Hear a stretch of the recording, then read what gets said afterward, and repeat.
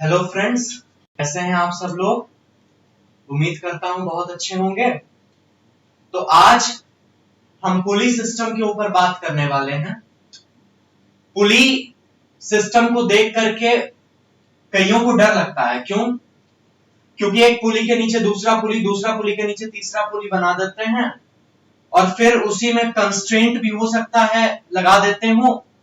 हालांकि mains level पे और नीट लेवल पे कंस्ट्रेंट के क्वेश्चंस तो ज्यादा नहीं आते, लेकिन फिर भी हम लेके चलेंगे, हम प्रिकॉशन लेके चलेंगे और हम जो है कंस्ट्रेंट भी पढ़ेंगे। फिलहाल अभी हम बड़ा सिंपल शुरू करने वाले हैं पुली सिस्टम, ठीक है। तो देखिए यहां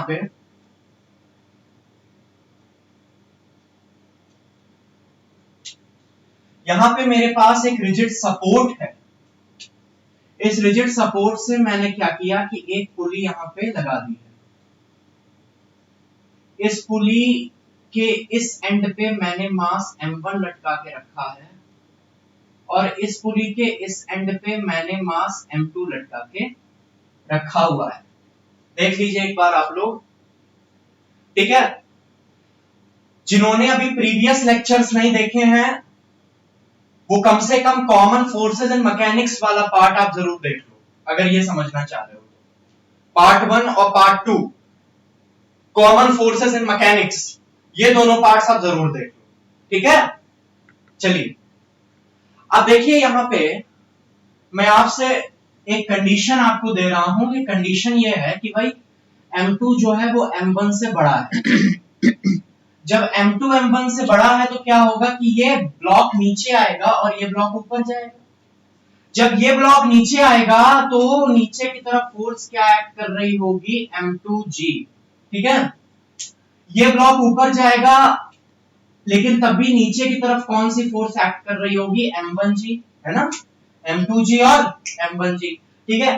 अब यहाँ पे इस डायरेक्शन में मेरी टेंशन लग रही है T away from the block और इसी डायरेक्शन में मेरी टेंशन लग रही है T। मेन जो चीज है वो मैं यही बता दे रहा हूं। यहाँ पे मेन चीज होती है इक्वेशन बनाना। इक्वेशन बनाना आपको आ गया तो फिर पुली सिस्टम कठिन नहीं रहेगा। देखिए यहाँ पे ये ब्लॉक नीचे जा रहा है। जब ये ब्लॉक नीचे जा रहा है तो कौन सा फोर्स ज्यादा होगा, सीधी सी बात है ये वाला, m2g ज्यादा होगा। तो इसका मतलब क्या होगा कि Fnet is equal to ma, Fnet is equal to ma, that is m2g minus t is equal to m2a। भाई नेट फोर्स किस डायरेक्शन में होगा, ये वाला जो ब्लॉक है वो नीचे जा रहा है। जब ये वाला ब्लॉक नीचे जा रहा है तो नेट फोर्स किस डायरेक्शन में आएगा, नीचे की तरफ। तो m2g minus t is equal to m2a, ये हमारी पहली इक्वेशन बनती है। और अगर हम इस ब्लॉक को एनालाइज करें तो यहाँ पे हमारी दूसरी इक्वेशन क्या बनेगी, यहाँ पे हमारी दूसरी इक्वेशन बनेगी t minus m1g is equal to m1a, है ना। ऊपर की तरफ जाएगा भाई, ये वाला ब्लॉक नीचे जाएगा, ये ऊपर जाएगा, तो ऊपर की तरफ नेट फोर्स आएगी t minus m1g is equal to m1a। ये हमारा सेकंड पार्ट। उन लोगों को आसानी होगी समझने में जो कॉमन फोर्सेस एंड मैकेनिक्स देख के आए हैं, ठीक है। इसके बाद में यहाँ पे हम इन दोनों इक्वेशंस को ऐड कर देते हैं। इन दोनों इक्वेशंस को ऐड करने के बाद ये दोनों कट जाएंगे। हमारे पास आएगा क्या, m2g minus m1g is equal to m1a plus m2a। तो यहां से हमारे पास m2 minus m1 into g upon m1 plus m2 is equal to a आ जाएगा कि नहीं आ जाएगा, बोलिए। एक्सेलरेशन आपको मिल गया कि नहीं मिल गया, बोलो। मिल गया कि नहीं मिल गया, ठीक है। जब आपको यहां पर एक्सेलरेशन मिल गया तो इसी एक्सेलरेशन की वैल्यू को आप किसी भी एक इक्वेशन में जब पुट कर दोगे, मान लो कि मैंने पहली इक्वेशन उठा ली, सुनना, मान लो कि मैंने पहली इक्वेशन उठा ली और मैंने कहा m2g minus t is equal to m2a, ठीक है। ये वाली इक्वेशन मैंने यहाँ पे उठा ली।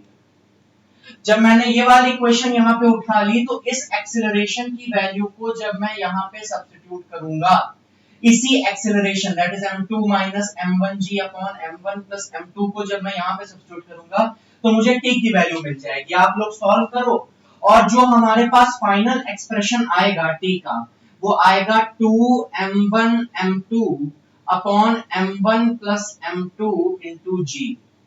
ठीक है, t is equal to 2m1 m2 upon m1 plus m2 into g. जब एक्सेलरेशन की जगह पे आप ये चीज रखोगे तब आपको t की वैल्यू यहां पे मिल जाएगी। कैलकुलेशन हो सकता है थोड़ा सा लेंथी हो जाए क्योंकि अलजेब्रा है, अलजेब्रिक इक्वेशंस बनती चली जाएंगी यहाँ पे और उसमें आपको काटना पीटना पड़ेगा। फिलहाल जो मेन अप्रोच है वो ये है कि पहले तो आप ये दो इक्वेशन बनाओ और इन दो इक्वेशंस को बनाने के बाद आपको क्या करना है, इन दो इक्वेशन से पहले आप एक्सेलरेशन निकालो और बाद में फिर टेंशन निकालो। एक्चुअली जो सवाल आते हैं वो बड़े आसान आते हैं, यहाँ पे आप इसको बना बना के देख लेना। और ये जो दो रिलेशंस हैं, ये जो दो रिलेशंस हैं अगर याद कर पाओ तो भाई बहुत ही अच्छा, और ना याद कर पाओ तो भी कोई चिंता की बात नहीं, सीधा यहाँ पे दो इक्वेशन बनाओ और एक्सेलरेशन निकाल के फिर टेंशन निकाल दो। जब क्वेश्चंस मैं कराऊंगा तो मैं बताऊंगा कि ये दो रिलेशन कहां कहां पे फेल करेंगे। ठीक है, मान लो कि यहाँ पे पहले तो दो ब्लॉक्स हैं, मान लो कि 3 ब्लॉक लगा दिया तो ये रिलेशन फिर काम नहीं करेंगे, तब हमको इक्वेशंस ही बनानी पड़ेंगी। तो जो यूनिवर्सल अप्रोच है उसी को लेके चलो, सीधे दो इक्वेशन बनाओ, एक्सेलरेशन निकाल दो, एक्सेलरेशन निकालने के बाद टेंशन निकाल दो। क्लियर है? देख लीजिए, फिलहाल ये दोनों रिलेशन अपनी कॉपी में लिख जरूर लो। ठीक है, हो सकता है कभी किसी समय काम दे दें।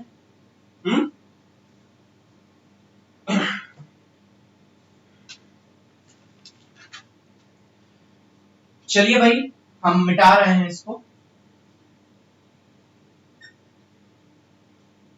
उम्मीद करता हूं आपने नोट कर लिया होगा ईमानदारी के साथ। अब मान लो कि यहां पे मेरे पास वही सेम रिजिड सपोर्ट है और उसी सेम रिजिड सपोर्ट से, अच्छा एक चीज जो प्रीवियसली मैं बताना थोड़ा सा भूल गया था वो ये है कि मान लो कि ये यहाँ पे पुली लगा हुआ है, ठीक है, और वही दोनों मासेस लटके हुए हैं। चलो मैं मास लटका दे रहा हूं m1 और यहां पे क्या था m2, है ना। वही दोनों मासेस अगर लटके हुए हैं तो यहां पे बड़ा इंपॉर्टेंट पॉइंट बताने जा रहा हूं, इसके बाद फिर चाहे जितने पुलिस आ जाए कोई दिक्कत नहीं होगी। यहां पे नॉर्मल रिएक्शन R जो है यहां पे 2T के बराबर होता है, समझ पा रहे हो। यहां पे जो normal reaction by the pulley लगेगा on this support that will be equal to R and R will be equal to 2T। ठीक है, और T क्या है, टेंशन जो कि वहां से निकालोगे 2m1 m2 upon m1 plus m2 into g। ठीक है, तो R is equal to 2T। फिलहाल हम जो सवाल लेने वाले हैं वो ये है कि हम जो क्वेश्चन लेने वाले हैं वो ये है कि यहां पर मिटा के बनाना पड़ेगा। यहां पे अगर मान लीजिए कि आपके पास इस तरीके से एक पुली है, ठीक है, और यहां पे मैंने एक मास तो लटका दिया है m का, एक मास मैंने लटका दिया है m का, और दूसरा मास मैंने एक्चुअली दो मासेस नहीं 3 मासेस लटकाए हैं, जो अभी मैं बात आपसे कह रहा था 2m, और यहां पे एक और मास मैंने लटका दिया that is equal to 3m। ठीक है, ठीक है, तो ब्लॉक ऑफ मास m कितने एक्सीलरेशन से मूव करेगा आपको निकालना है। विद व्हाट एक्सीलरेशन, लिख लो, with what acceleration will block of mass m move, with what acceleration will block of mass m move. तो यहां पे आपके ऑप्शंस मैं आपको दिए दे रहा हूं, a g/3, b 2g/3, c 2g/5 and d g/2। 4 options हैं भाई, और यहां पे वो वाले फॉर्मूले मत लगाने लग जाना जो अभी मैंने बताए थे, क्योंकि वो फेल हो गए। यहां पे 3 मासेस आ चुके हैं। आप दिमाग लगाओ और आप एक सिस्टम लो और उस सिस्टम के आधार पे दो इक्वेशंस बनाओ, वहां से एक्सेलरेशन निकाल दो। ठीक है, चलो एक हिंट दिए दे रहा हूं, यहां पे इस पूरे चीज को एक सिस्टम मान लो, वही जो हमने common forces in mechanics part 2 में जो क्वेश्चन किया था वैसे ही है। इस पूरे दोनों ब्लॉक्स को एक सिस्टम मान लो, ठीक है। अब जब इन दोनों ब्लॉक्स को तुमने एक सिस्टम मान लिया तो ये कितने हो गए 5m, टोटल मास कितना हो गया 5m, हो गया कि नहीं हो गया। तो नीचे की तरफ जो फोर्स लग रही होगी वो कितनी लगेगी 3m प्लस 2m इंटू जी, ठीक है 3m प्लस 2m इंटू जी। और यहां पे जो नीचे की तरफ फोर्स लगेगी वो कितनी लगेगी mg, ठीक है। तो यहां पे क्या हो जाएगा 5mg और इधर कितनी लग रही है mg, ठीक है। अब देखो इस डायरेक्शन में टेंशन लगेगी T और इस डायरेक्शन में टेंशन लगेगी T। ये स्ट्रिंग सेम है, ये स्ट्रिंग क्या है सेम है, ये वाली स्ट्रिंग सेम है, ये वाली देखो बदल गई, क्यों? क्योंकि यहाँ पे मासेस के बीच वाली स्ट्रिंग है, यहाँ पे ये स्ट्रिंग सेम नहीं है, ये वाली नहीं, यहाँ पे टेंशन T नहीं होगी, ध्यान देना इस बात, यहाँ पे टेंशन T नहीं होगी। तो जरा बताओ अगर मैं इस पे न्यूटन की सेकंड लॉ ऑफ मोशन लगाता हूं तो क्या होगा T माइनस mg, T यहाँ पे T minus mg will be equal to ma। दो इक्वेशन बनानी रहती है, वही कर रहा हूं, ठीक है। और अगर इस वाले पूरे सिस्टम पे मैं न्यूटन की सेकंड लॉ ऑफ मोशन लगाता हूं तो क्या होगा इस वाले पूरे सिस्टम पे, तो ये हो जाएगा 5mg, नीचे की तरफ जा रहा है पूरा सिस्टम, तो 5mg minus t is equal to 5ma, ठीक है 5mg minus t is equal to 5ma। अब यहां से t को क्या करना पड़ेगा भाई, काट दो, क्या करना पड़ेगा काट दो। तो यहां से t से तुमने t को काट दिया, क्या आ गया 4mg is equal to 6ma, m से m को भी काट दो, तो यहां पे क्या आ जाएगा 4g upon 6 is equal to a, क्या आ जाएगा 2 2 जा 4 एंड 2 3 जा 6 that is equal to 2g by 3। क्या ऑप्शन होगा सही, acceleration will be 2g by 3।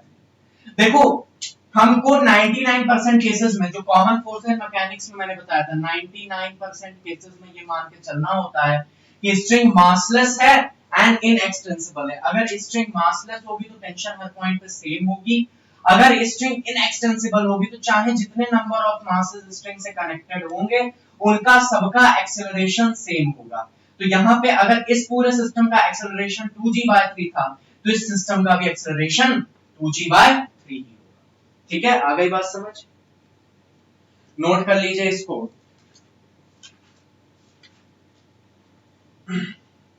Note कर लीजिए इसको। और एक चीज मैं आपको और दोहरा देता हूं, हालांकि मैं बता चुका हूं फिर भी मैं दोहरा देता हूं, चलो इसको हटा ही देते हैं।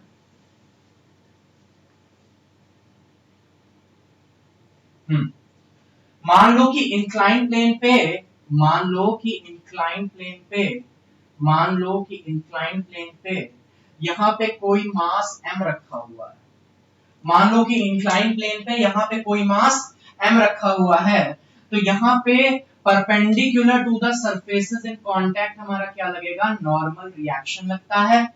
आ रही बात समझ, नहीं आ रही बात समझ, ठीक है प्रीवियस लेक्चर देखिए जाके। नॉर्मल रिएक्शन ऐसे लगेगा और mg ऐसे लगेगा नीचे वर्टिकली डाउनवर्ड्स डायरेक्शन में। तो यहां पर अगर इसका एंगल ऑफ इंक्लिनेशन थीटा होता है तो यहां पे क्या आ जाएगा ये थीटा हो जाएगा और ये हो जाएगा mg cos थीटा, और इस डायरेक्शन में जो हमको वेट का कंपोनेंट मिलेगा वो आएगा mg sin थीटा, ठीक है। वेट के हम दो कंपोनेंट्स कर देते हैं, एक इस डायरेक्शन में जो आ रहा है वो है mg cos theta that is perpendicular to the inclined plane, ध्यान से please, perpendicular to the inclined plane, perpendicular to the inclined plane हमारा क्या है mg cos theta, और parallel to the inclined plane हमारा क्या है, parallel to the inclined plane क्या है mg sin theta, ठीक है। हमेशा इस बात का ध्यान रखिएगा आप लोग, ठीक है। चलिए इसी पे बेस्ड भैया क्वेश्चन है अगला, इसी पे बेस्ड हमारे पास क्वेश्चन है।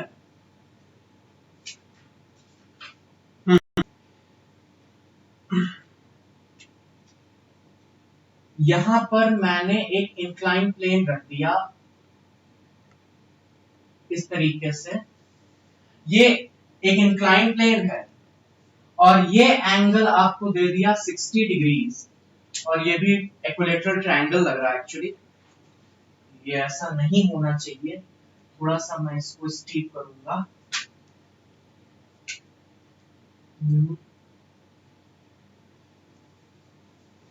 ये एंगल आपको दे रखा है 30 डिग्री, क्लियर है।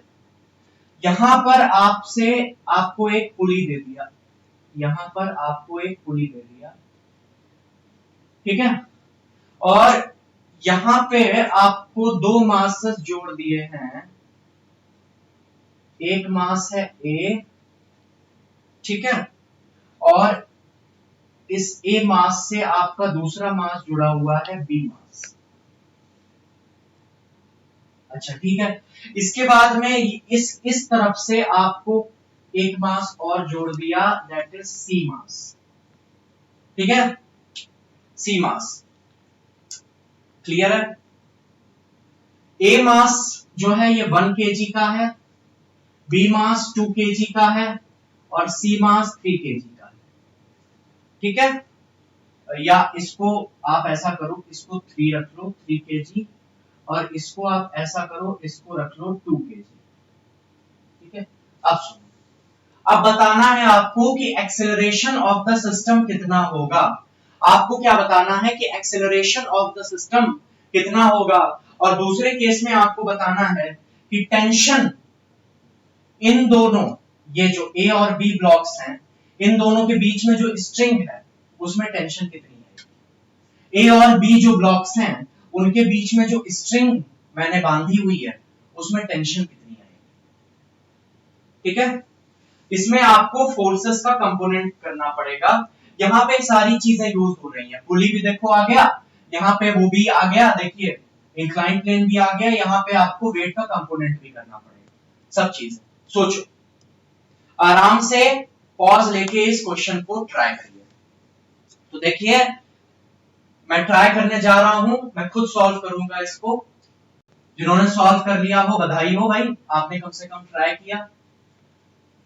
देखो यहां पर क्या होगा कि यहां पे along the inclined plane, along the inclined plane यहां पे क्या आ जाएगा, एम ए जी साइन 60, या इसको थोड़ा सा ऐसे बना देता हूं, M A G sine 60 degrees. देखो ये तो ए का आया, समझ पा रहे हो, यहां पे जब हमने वेट का कंपोनेंट लिया होगा तो इस डायरेक्शन में क्या आया होगा, एम ए जी कॉस 60, और इस डायरेक्शन में एम ए जी साइन 60।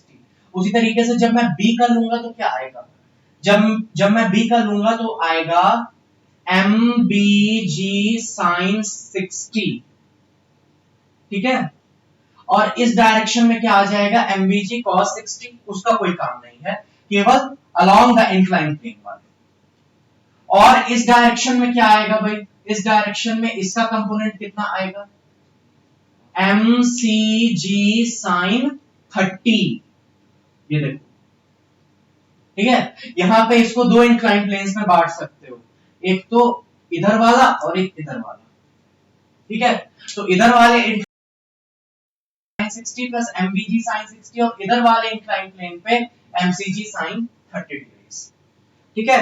तो अगर नेट पुलिंग फोर्स की मैं बात करूं, नेट पुलिंग फोर्स यहां पे कितनी लग रही है, नेट पुलिंग फोर्स यहां पे कितनी लग रही है बताना मुझे।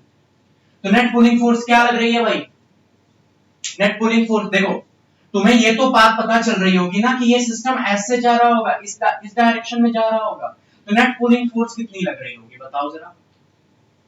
हाँ बिल्कुल, क्या होगा भाई, M A G sine 60 degree plus M B G sine 60 degree minus M C G sine 30 degree, ये हमारी क्या होगी, नेट पुलिंग फोर्स होगी, होगी कि नहीं होगी, है ना, नेट पुलिंग फोर्स होगी कि नहीं होगी, है ना। अब बताओ ये नेट पुलिंग फोर्स कितनी होगी, देखो एम ए हमको दिया गया है 1 kg, ठीक है, इसको जी का जी ही रहने दो, कोई बात नहीं। साइन 60 कितना होता है, √3/2 प्लस MBG, B की 3 हो गया, G को G ही रहने दो, कोई दिक्कत नहीं। sin 60 कितना हो जाएगा, √3/2 minus MCG sin 30, that is MC, that is 2 kg into G into sin 30 कितना हो जाएगा, हाफ। यहां से 2 से 2 मर जाएगा भाई, तो यहां पे कितना आ जाएगा, √3G/2 प्लस यहां पे कितना आ जाएगा, 3√3G/2 माइनस G। ठीक है, अब जरा G को तुम क्या करो, 10 मान करके निकाल ही दो, तो 10 मानो, √3 into 10/2 प्लस 3√3 into 10/2 माइनस 10, कितना आएगा भाई, कितना आएगा बताओ।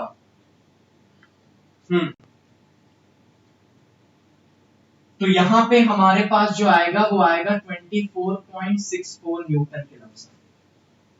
ठीक है, जब तुम √3 की वैल्यू यहां पे रखोगे दैट इज 1.717 के लगभग, तो जब इसको तुम सॉल्व करोगे, यहां पे ये 5 हो जाएगा और यहां पे ये 5 हो जाएगा।